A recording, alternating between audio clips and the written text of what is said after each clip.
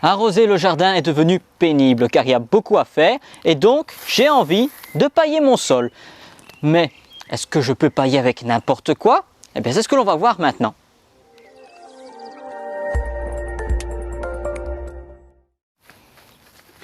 Bonjour à tous, ravi de vous retrouver dans cette vidéo où nous allons parler du paillage. Pourquoi le paillage? Ça permet plusieurs choses. La première chose, garder l'humidité au niveau du sol, ce qui va éviter beaucoup d'arrosage.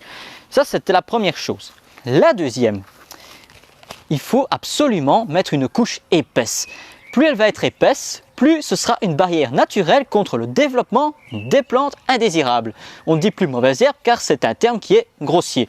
Il permet également de nourrir votre sol car il va se décomposer via les animaux qui sont dans le sol, qui vont venir se nourrir de cette matière et la transformer en matière assimilable pour les plantes, que ce soit légumes et même jardin.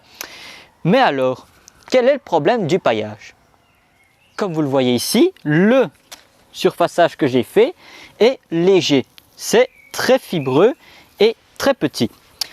Il s'agit en fait du chanvre. Le chanvre, comme le miscanthus et les écorces de fèves de cacao, ça ce sont des paillages que l'on peut mettre dans le potager parce qu'ils sont neutres au niveau du pH, mais surtout ils sont légers, ce qui permet de venir gratter facilement la surface et de pouvoir y planter un nouveau légume et si on veut faire des semis, ils germent plus facilement. Par contre, pensez-vous que je puisse mettre cela dans le jardin?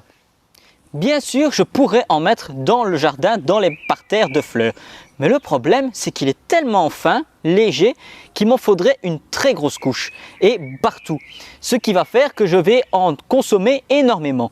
En revanche, dans les parterres, on peut mettre du broyat de branches, du broyat de bois. Il est plus grossier. Donc déjà, vu que ce sont des plantes plus costauds, pas de problème. Mais surtout, elles vont faire une épaisseur plus grande avec moins de déchets, ce qui fait qu'on va consommer et au niveau du budget ce sera moindre. Seulement voilà, tous les broyats d'écorce ne sont pas adaptés à tous les végétaux. Il faut adapter le type de broyat aux végétaux que vous avez dans votre jardin.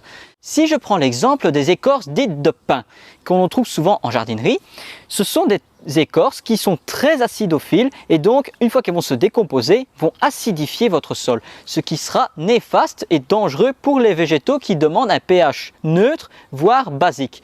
Donc il faut éviter. Si vous avez des écorces de pin, mettez-les au pied des plantes dites acidophiles, hortensia, azalée, rhododendron, etc.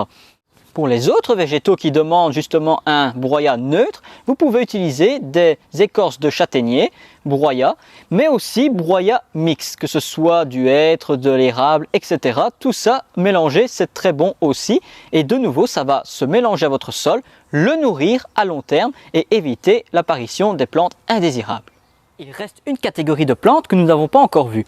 Les plantes grasses, dites de sécheresse, comme par exemple les sédums et d'autres plantes qui demandent des sols secs, comme les goras, etc. Eux n'ont pas besoin de beaucoup de rétention en eau et donc le broyat d'écorce ne conviendra pas. Il s'agit en fait de la pierre de lave. Cette pierre va drainer le surplus d'eau, mais ça va permettre aussi de chauffer rapidement le sol au printemps pour permettre à ces plantes d'avoir plus de facilité à se développer quand il fait encore assez frais. Voilà, je pense que nous avons vu l'ensemble des paillages. S'il y en a un que j'ai oublié, n'hésitez pas à nous le dire. Et sachez que tous ces paillages, en fait, ils ont une seule utilité, sauf la pierre de lave, c'est de garder l'humidité au sol et permettre ainsi de limiter les arrosages qui sont pour l'eau très précieuses actuellement, vu les étés de plus en plus chauds. Maintenant que tout ça est vu, nous allons passer à la question verte.